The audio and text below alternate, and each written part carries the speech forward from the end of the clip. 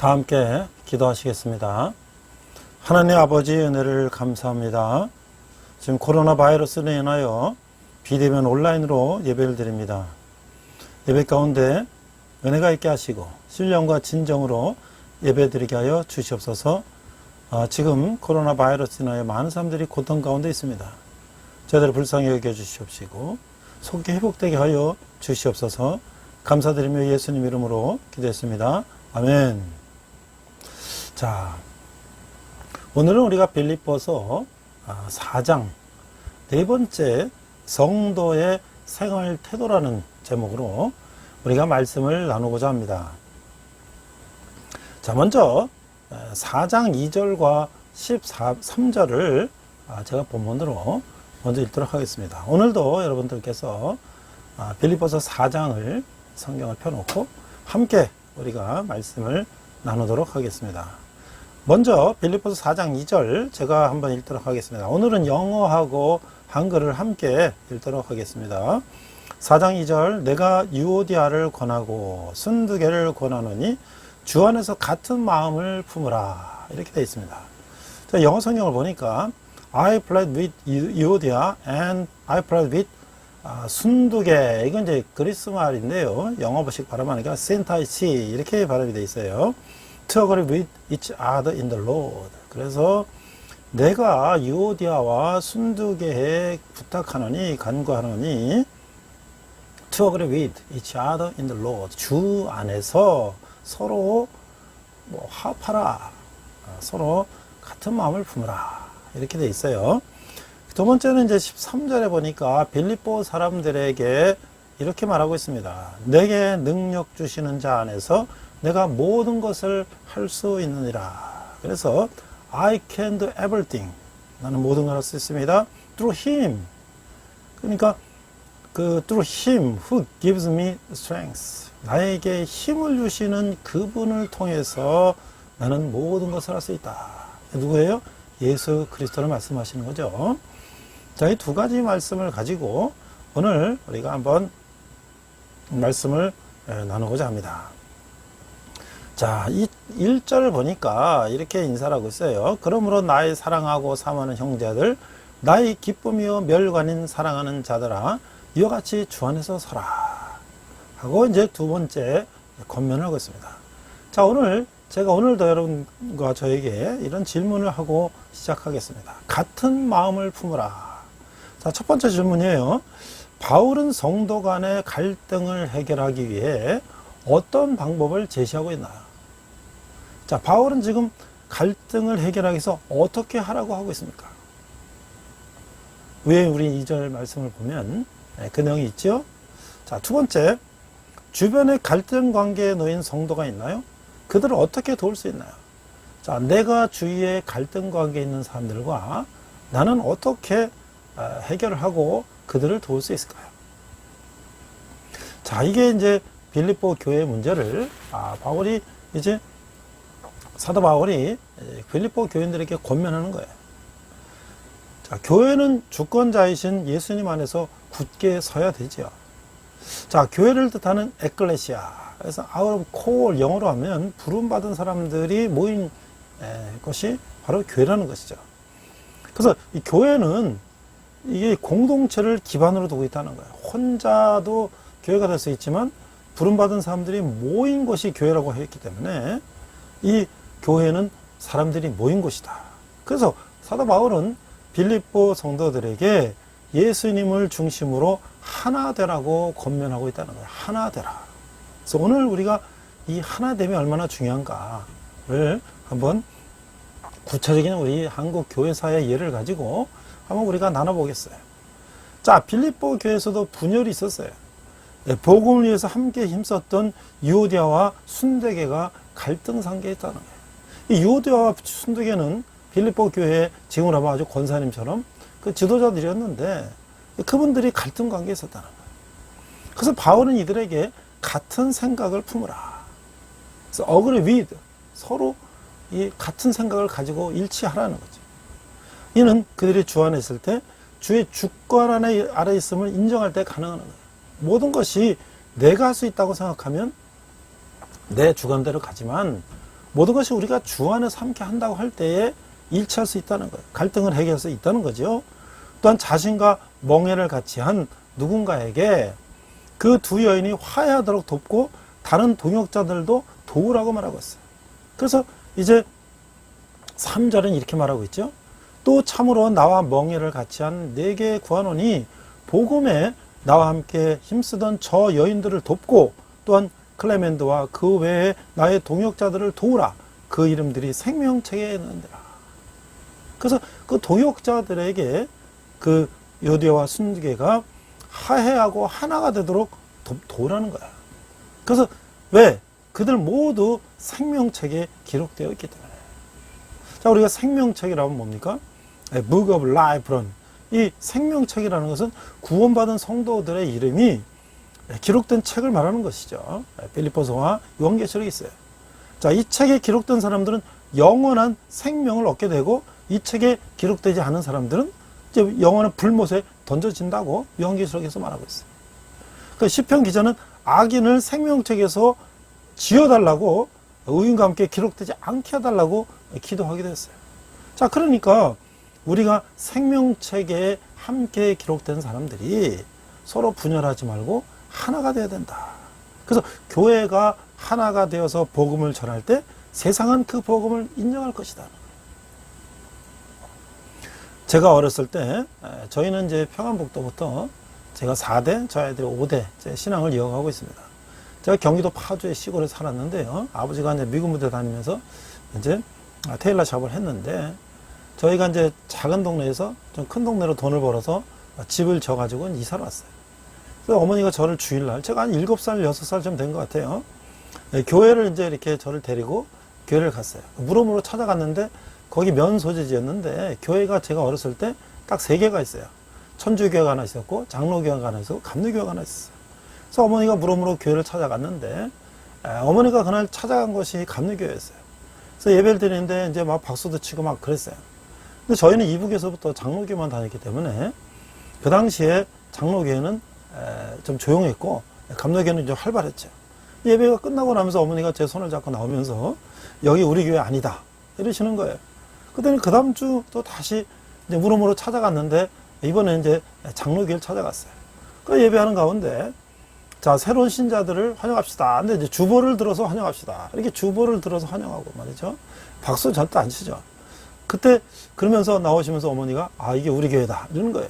그러니까 어머니는 이북에서부터 늘 장로교회를 다녔으니까 그 교회 익숙해서 어머니가 생각하는 교회는 장로교회인 것이에요. 제가 장로교회가 좋다, 감로교회가 좋다 그런 얘기를 하는 것이 아니라 나름대로 이제 전통이죠.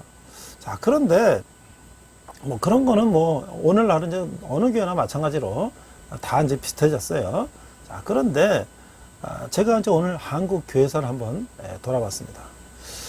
그런 정도의 문제가 아니라 교회 교파가 나눠지고 교단이 나눠지고 이런 문제들을 보면서 하나님 과연 예수님이 이걸 어떻게 보실까? 이제 우리는 지금 뭐 장로교회, 감리교회, 또 뭐 순복음교회 뭐 이렇게 하는데요. 그 안에서도 또 굉장히 많이 나눠져 있잖아요. 그 초신자들은 왜 이렇게 교회가 많이 나눠져 있는가? 또 넌 크리스찬들은 교회는 왜 이렇게 파가 많고 이렇게 분열하는가? 이런 것들에 대해서 의문을 가지고 있고요. 또 우리 크리스찬들도 도대체 이게 왜 이런가? 이런 신학 교육이나 또는 교회사 같은 것들을 잘 모르시는 분들은 이게 왜 이런가? 근데 나름대로 또 다 이유가 있어요.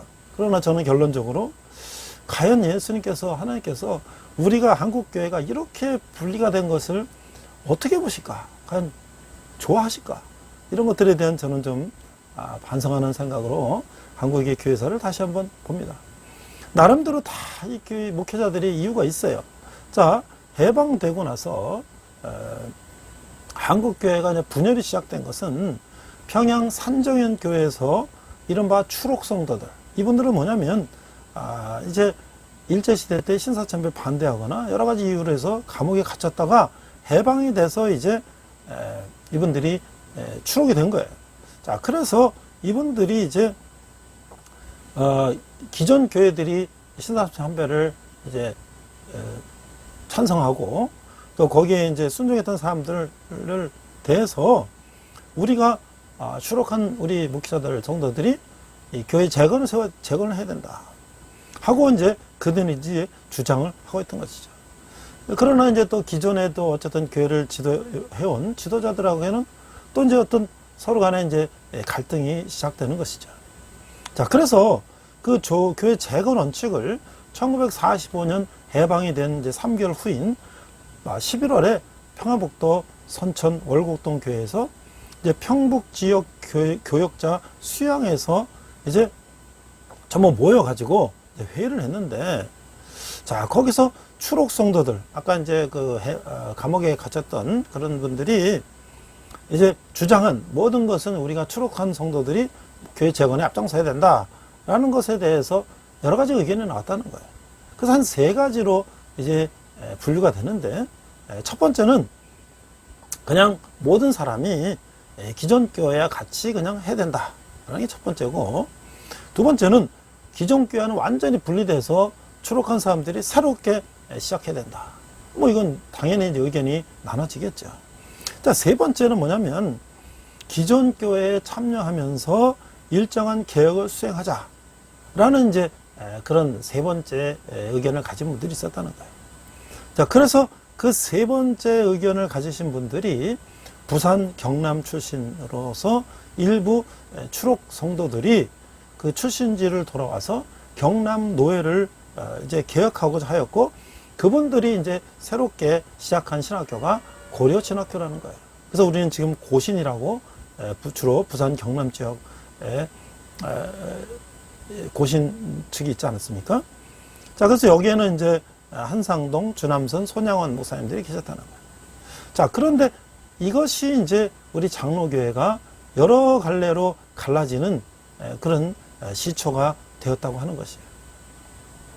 그래서 이제 고신파가 나눠지면서 또 1930년대 이제 일제시대 때 보니까 그 1934년부터 서구에 이런 새로운 신학사조를 습득하고 귀국한 신학파인데 신신학파 이런 사람들이 기존에 이제 그 보수적인 신학을 가지고 계신 보수계 선교사님들과 이게 서로 간에 신학 간의 갈등이 있는 거예요. 신학에서도 이제 신신학파와 보수신학파.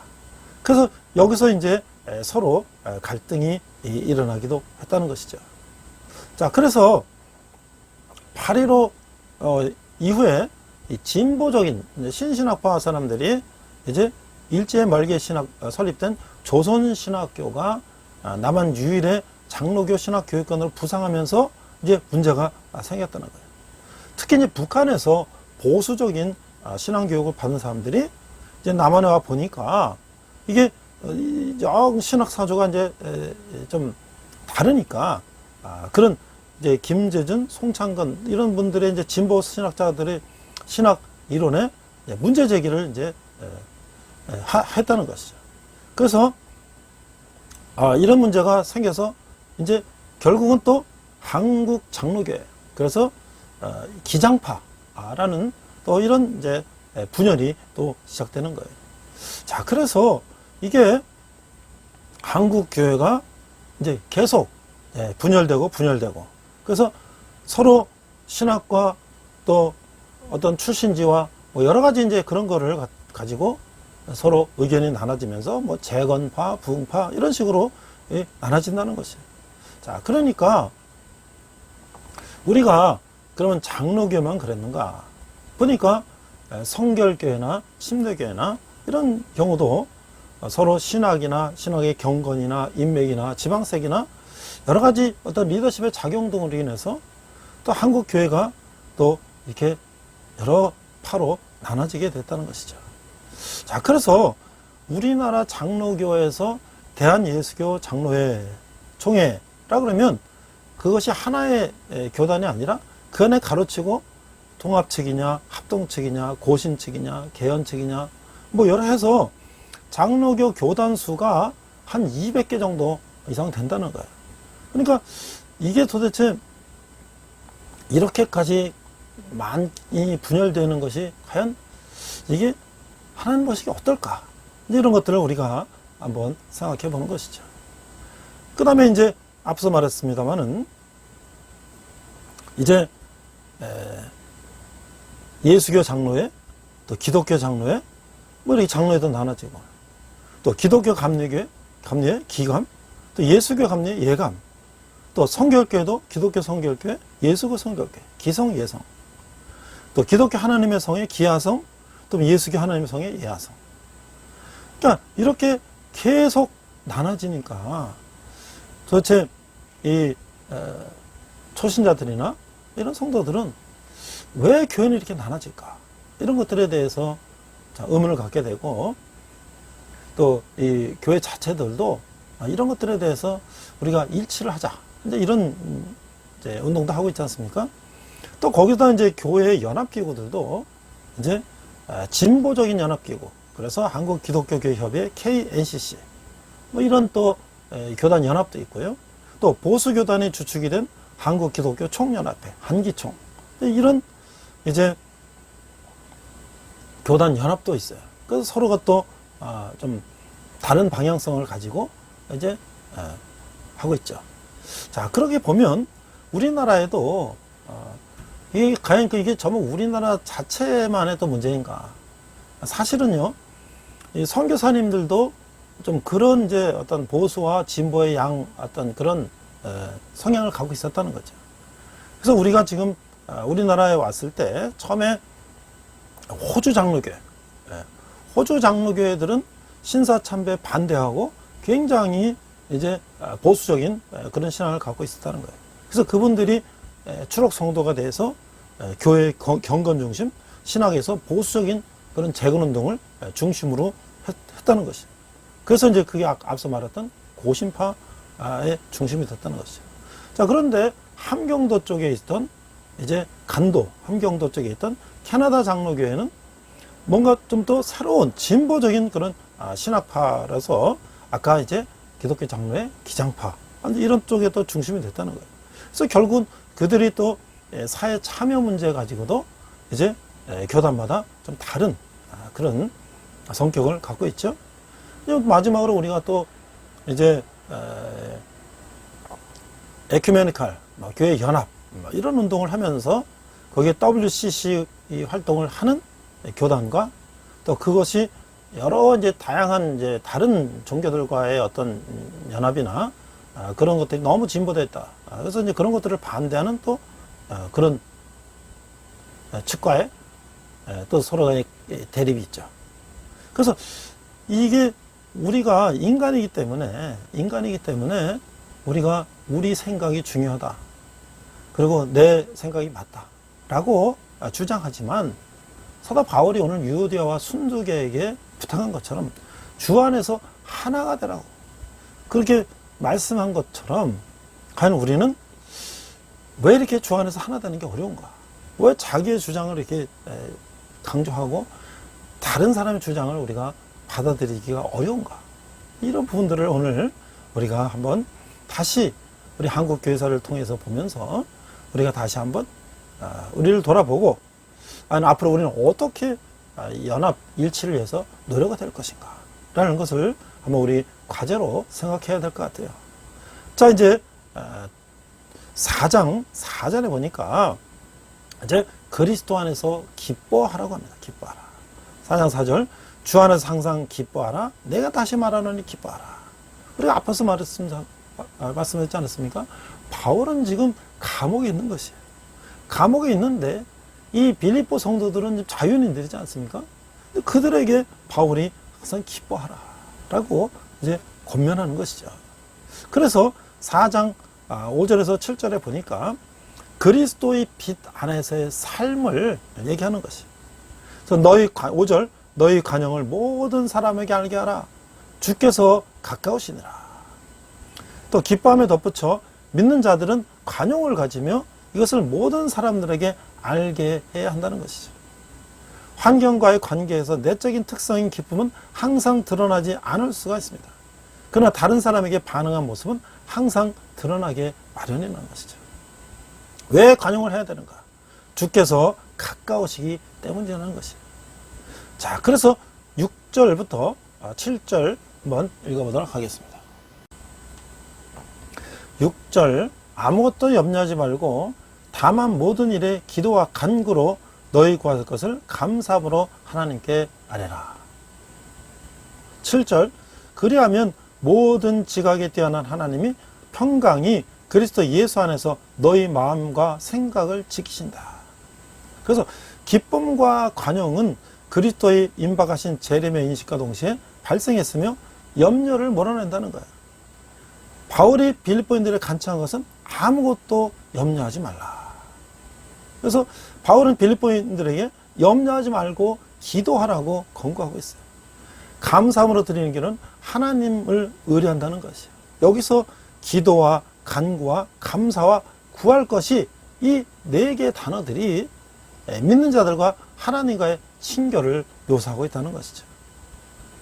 자, 그래서 우리는 4장 8절 9절을 보면서 성도는 어떠한 마음을 가져야 되는가?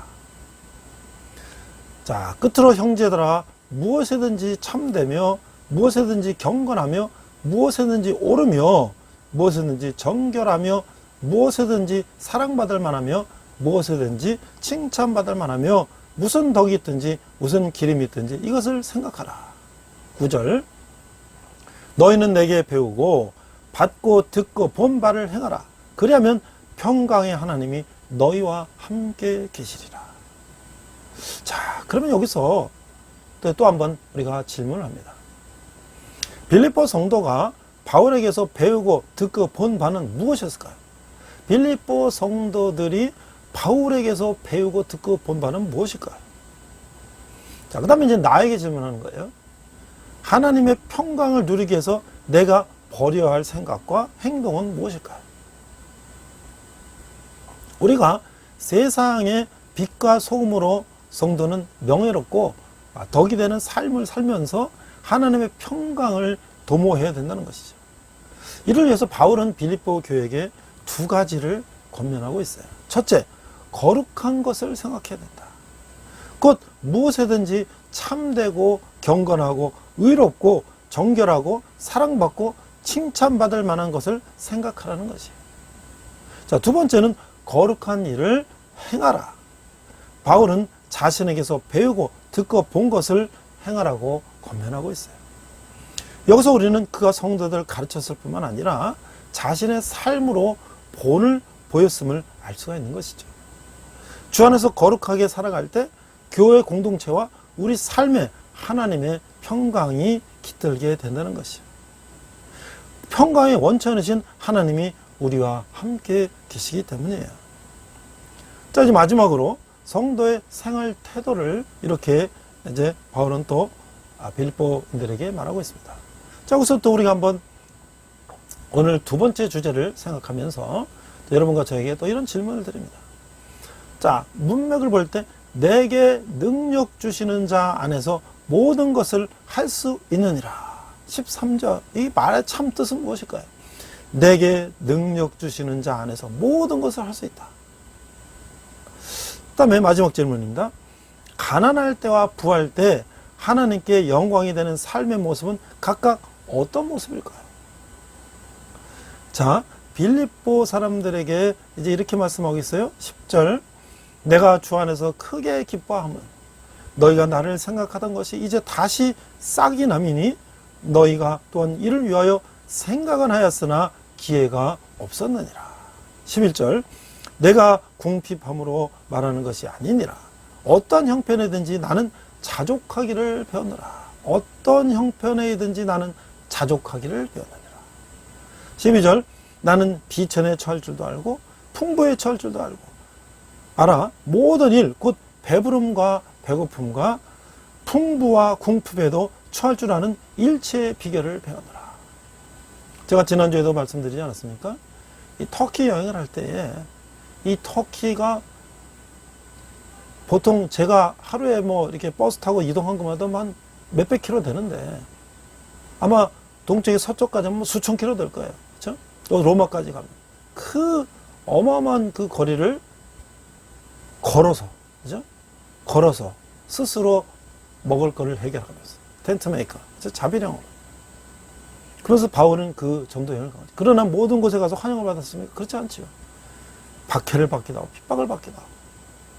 죽을 위험에 처하기도 하고.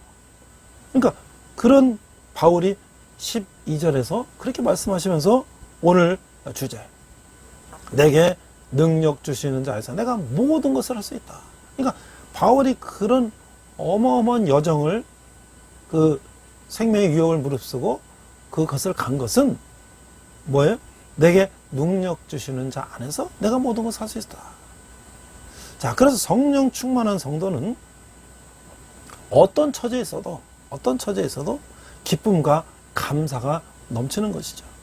바울은 빌립보 교회를 생각하면서 크게 기뻐하고 있어요. 그들이 감옥에 있는 바울을 돕고자 했지만 기회를 얻지 못하다가 이제 에바브로 디도를 통해서 헌금을 이제 바울에게 보냈기 때문에, 바울이 빌립보 교회에 물질적인 도움을 언급한 것은 궁핍해서가 아니에요. 그는 어떤 형편에서든지 자족하는 비결을 배웠다는 것이죠. 비천해져서도 낙심하지 않고 물질적으로도 풍부할 때도 자만하지 않는다는 것이에요. 배부르거나 굶주리거나 풍족하거나 궁핍하거나 그 어떤 환경에서도 올바르게 처신할 수 있어야 된다는 것이죠. 이것이 가능한 이유는 십자가를 담당하신 그리스도께서 그와 함께 하시기 때문이에요. 우리에게 힘주시는 주님 안에서 있기만 하면 어떤 형편에 처해도 자족할 수가 있다는 것이죠. 저도 60 이제 인생을 살아보면서 성공과 실패와 좌절과 여러 가지 경험을 하면서 인간이 얼마나 나약하신 것인가. 조금만 잘 되면 교만해지고, 그렇죠? 조금만 안 되면 낙심하고 좌절하고, 이런 것들을 보면서 우리 인간이 참 나약하구나. 그런데요, 우리가 하나님과 함께 하신다면 내가 아무리 잘 나가도 교만하지 않고 자고하지 않고 겸손하고, 그렇죠? 항상 나를 돌아보고, 또 내가 실패와 좌절과 낙심 속에 있어도 하나님을 의지하면서 그 어려운 것을 이겨내고 말이죠. 우리가 그런 것들을 보면서 내게 능력 주신 자 안에서 내가 모든 것을 할 수 있다는 것이 얼마나 중요한 말씀인가를 우리가 생각할 수 있다는 거예요. 그래서 나이가 젊을 때는 굉장히 아주 역동적으로 하기 때문에 자칫하면 교만할 수도 있고 오버페이스도 할 수 있죠. 그러나 다 그런 건 아니에요. 주님 가운데 있는 사람, 주 안에 있는 사람들은 그 어린 나이에도 침착하고 자기 컨트롤하면서 자기 페이스를 유지하는 거예요. 나이 많은 사람들이라고 해서 다 인생을 다 경험했기 때문에 잘 하냐? 그렇지도 않아요. 나이 많은 사람들도 가볍게 행동하다가 여러 가지로 이제 스스로 멸망하는 그런 사람도 많다는 거죠. 자, 오늘 우리가 이제 마지막으로 한두 가지 이야기를 나누면서 오늘 말씀을 마치고자 합니다. 자, 우리가 하나님께 도와주세요 라고 이렇게 하나님께 이야기하라는 김학중 목사님의 이야기를 잠깐 나누겠어요. 미국의 어떤 사람이 증권에 투자했다가 엄청난 손해를 봤다는 거예요. 그럼 너무 화가 나서 식사도 안 하고 고민하다가 결국 권총으로 목숨을 끊었어요. 그래서 우리나라에서는 아버지 병원비를 벌려고 동분서주하던 두 딸이 여의치 않아 아파트 옥상에서 뛰어내릴 때 있어요. 자, 사람들이요, 문제가 해결하지 않는다고 극단적으로 대응하면 더 큰 고통을 당하고 남은 가족에게도 씻을 수 없는 고통을 남기게 되는 거예요. 형편이 좋을 때는 괜찮은데 어려워지면 언제 하나님을 믿느냐는 식으로 하나님을 원망하는 사람들이 있어요. 그것이 믿음이 아니라는 거예요. 우리가 오늘날 포스트 모더니즘 시대에 보니까 모든 기존 질서 권위에 부정하고 모든 사람이 다 최고다. 나는 대접받으면 가치가 있다 하고 모든 사람이 스스로 자기 자신이 최고다고 생각하고 있어요. 그런데 이 인생이 그렇게 쉽습니까?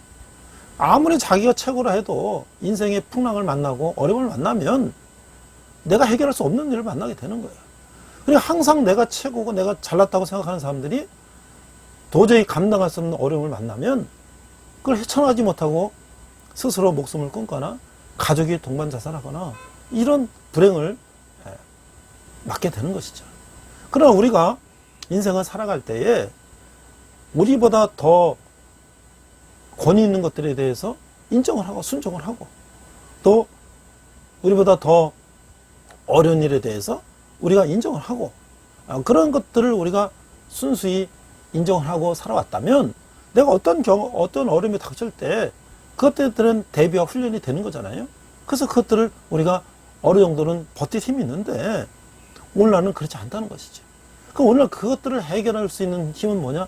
예수 그리스도 안에만이 우리가 내게 능력 주시는 자 안에서만이 우리가 이런 어려움들을 이겨낼 수 있다는 거야.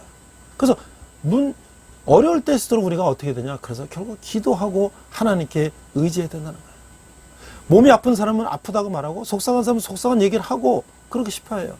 그러니까 그것을 누구한테 하냐? 하나님한테 하라는 거야. 그러니까 우리가 어떤 실패한 거, 내가 뭐 증권에 실패했다, 뭐에 실패했다는 거를 사람들에게 자꾸 얘기하면 사람들은 그를 경계하고 멀리 한다는 거야. 그러니까 결국 우리가 내 어려움을 사람한테 해결하려고 하면 그 사람들이 겉으로 볼 때는 도와주는 것처럼 하지만 그 사람들도 다 자기 일이 바쁘고 자기도 힘드니까 자꾸 점점 멀어진다는 거야. 결국 우리는 누구에게 그것을 내놓고 기도해야 되냐? 하나님께 기도하는 것이죠. 하나님께 말씀드리면 하나님 모든 것을 합력하여 선이 되도록 역사해 주실 것이기 때문에. 그래서 때가 되면 내가 그때 실패한 것도 다 잘된 일이야 라고 말하게 된다는 것이. 그것이 우리가 믿는다는 것이. 그리고 그것이 우리가 기도하는 사람이라는 것이. 하나님 괜히 우리 아버지이시겠습니까? 우리 문제를 해결해 주시고 손해본 것도 보상해 주시고 죄도 용서해 주시고 약한 것도 강해 주시고 구원해 주시는 우리 아버지. 그분은 바로 기도하는 우리를 위로와 사랑으로 인도해 주신다는 거예요. 그래서 이런 모습을 우리에게 가장 가까이서 보여주는 인물이 바로 사도 바울이라는 거예요. 그래서 사도 바울은 이 여유에서 나오는 넉넉한 리더십을 통해서 우리에게 리더십의 모델을 보여줬다는 거예요. 그러니까 우리는 리더십의 습득은 훌륭한 지도자의 모델을 통해서 영향을 받고 참 리더십의 본을 보고 그걸 듣고 경험할 때 가능하다는 거예요. 바울은 부활의 권능에 참여하게 그리스도의 죽으심까지 본받으려 했었습니다. 그러게 바울은 그런 식으로 다음 세대의 지도자를 길렀으며 자신을 본받으라고 말할 수 있었던 것이죠. 또한 바울은 자족의 지도자였던 것이에요. 자족의 지도자는 다른 자들에게 구하지 않고 베푸는 사람이에요. 하나님 자신이 그런 분이기 때문인 것이죠. 그러면서 지도자는 풍성한 사람이어야 된다는 거죠. 바울처럼 실제로는 가진 것이 많지 않아도 항상 넉넉함을 잃지 않는 여유를 가진 사람이어야 한다는 것이죠. 풍족함이 없이는 사람을 이끌 수가 없다는 것이죠. 그 풍성함과 넉넉함을 잃지 않는 삶은 믿음에서 나온 것이며 그것은 공급자 하나님을 신뢰한다는 것이죠. 제가 앞서 기도했습니다만 지금 코로나 바이러스는 얼마나 어려운 가운데 있습니다. 지금 7월부터 이제 좀 더 모임 이런 것들을 좀 완화한다 그래서 뉴스를 보니까 많은 자영업자들이 또 이렇게 준비를 하고 하려고 그랬는데 바로 또 7월 초부터 델타 변이 바이러스가 또 폭증함으로써 이제 더 규제가 되니까 장사를 더 할 수 없는 정말 어려운 가운데 있죠. 거기다 지금 수해로 인해서 지금 그렇지 않아도 지금 이 자영업자도 어려운데 지금 저 남쪽 지방에는 수해가 나서 2번, 3번 막 이 가게가 다 물로 다 침수가 되고 말이죠. 얼마나 정말 그분들이 정말 죽고 싶다고 얘기하는 것이 정말 이해가 가요. 그러나 그렇다고 해서 우리가 좌절하고 극단적인 생각을 한다면 우리 남은 우리 가족들이나 우리 주위의 사람들 얼마나 그 고통 가운데 있겠어요. 많은 분들이 힘들고 어렵지만 하나님을 의지하며 내게 능력 주시는 자 안에서 내가 모든 것을 할 수 있다고 하는 사도 바울의 고백처럼 하나님께 의지하고 이런 어려운 시간을 우리가 이겨냈을 때에 우리가 나중에 먼 훗날 그때 내가 참으로 어려웠었지만 내가 하나님 의지하고 그것을 내가 이겨서 오늘날 내가 이렇게 있노라 라고 간증할 수 있는 저와 여러분 되시기를 주님의 이름으로 축원합니다. 우리 한번 기도하겠습니다. 하나님 아버지 은혜를 감사합니다. 내게 능력 주시냐 해서 모든 것을 할 수 있다는 바울의 고백처럼 우리가 주님을 의지하며 어려움 가운데 있지만 우리 어려움을 이겨내고 또 우리가 넉넉한 그런 풍족한 마음을 가지고 세상을 바라보는 우리가 되게 하시고, 특별히 우리가 분열되지 않게 하시고 주님 안에서 하나가 되는 우리가 될 수 있도록 인도하여 주시옵소서. 감사드리며 예수님 이름으로 기도했습니다.